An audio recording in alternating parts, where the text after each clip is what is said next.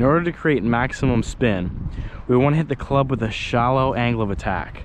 A lot of people think that you have to hit down steeply on the ball to create spin, but we actually want to keep the face open and create a glancing blow at a shallow angle of attack to create the most spin.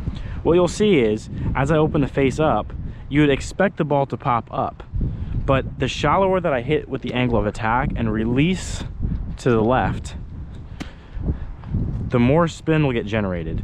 And the grooves will actually pull the ball down at the beginning. So a lot of people think that the grooves, when it hits the grooves, that the ball will... A lot of people think that when the ball hits the grooves, that it pops straight up immediately. But the friction between the ball and the face actually makes the ball pull down as the club comes in. So what we're going to try to do is we're going to try to keep the face wide open, and we're going to try to release it to create maximum friction between the grooves. We'll actually keep the ball low and spinning.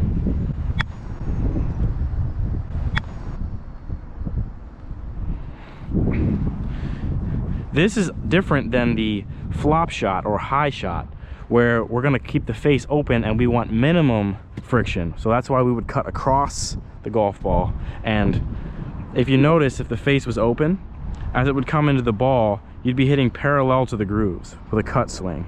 So in order to create maximum spin, we actually want to hit the ball with a draw so that the ball hits the grooves straight on and it doesn't hit them at a sideways angle. A flop shot, or a shot where we want to decrease the spin but keep the face open, would look like this: out to in. That way the grooves are not contacted by the ball.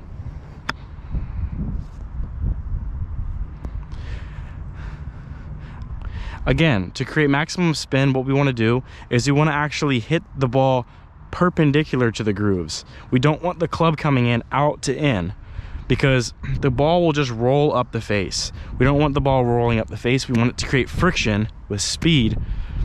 So we're going to actually make more of a draw swing. You can see how low that came out with spin.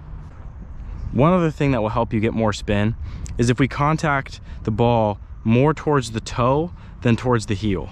So as we contact the ball in the center of the face, as you may know, this helps for driving distance and increasing ball speed relative to club head speed. It's something called smash factor. When we chip and we want to create a lot of spin, we want to decrease the smash factor as much as possible.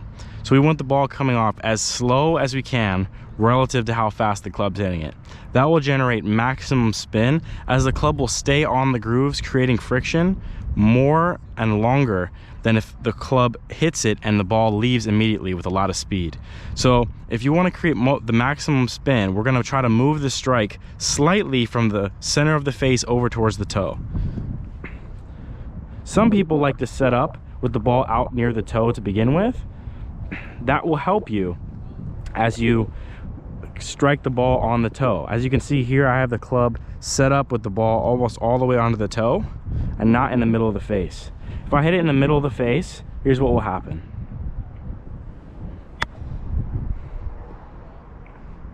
The ball comes out very high and soft, but the ball does not have the spin that we would like to generate. So if you want to hit it as low as you can with the face wide open with maximum spin, instead of hitting in the middle of the face, we're going to try to move that strike all the way to the toe.